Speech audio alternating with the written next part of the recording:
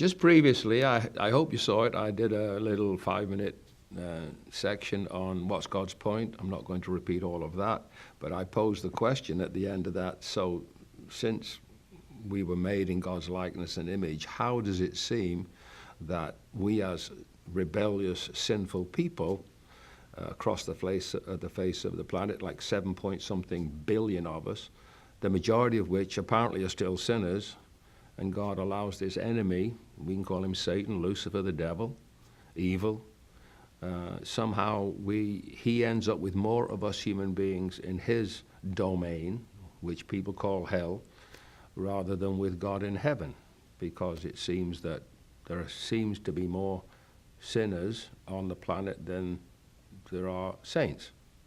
And that was the question I asked myself as a young boy, and I've pondered it many, many times since, talked to wonderful men of God. So I think it's time we try to answer that question. What's his point then? Did he create an enemy? Did he make human beings that he loves so the majority can go to hell? Or does he have some other heart idea? Well, over the years, I've looked at this.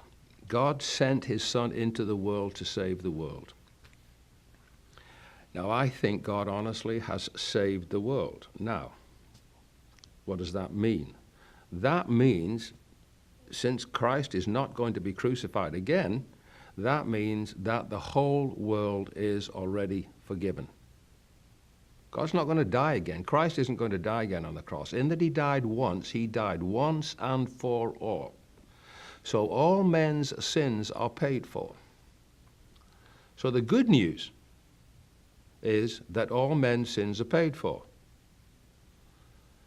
So my invitation would be, and what's God's point in that is, well, why don't you cash the check? Why don't you stop saying please and start saying thank you, so that God can have his family back? That's, I think, his point. He's a good father. His whole idea is to father something. Fathers give security, identity, and inheritance.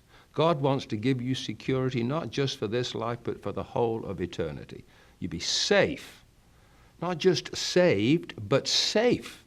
You can trust him. You can be vulnerable. You can be open. He's a good dad. He loves you. Some of you haven't had good dads. Some of you have had wonderful dads. The world is full of all this mix of people.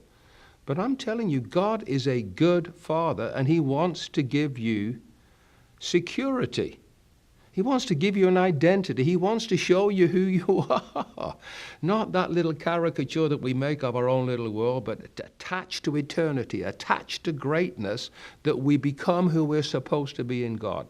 Because Christ is in you, if you are a Christian, the hope of glory. Christ is in you. God is in you. You are God with skin on.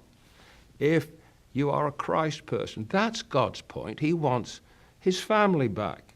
So he gives you security, identity, and an inheritance. So the inheritance will be what he had always planned to give to sons in the house. Sons and daughters in the house get the inheritance. That's God's point. He wants his family back to bless them, to give them an inheritance, to give them his name, and to give them his nature. So I think we've asked the question.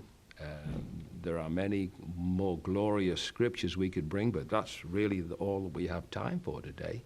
And I hope that you recognize that God is wanting to be the best father that you have ever known. You might have a brilliant dad. I hope so. He's bigger than that. He's better than that.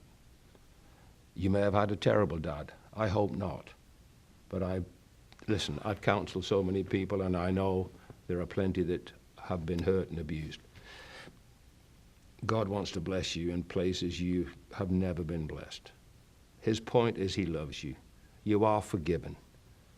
Stop saying please, say thank you, and cash the check at the bank of heaven. God bless you today.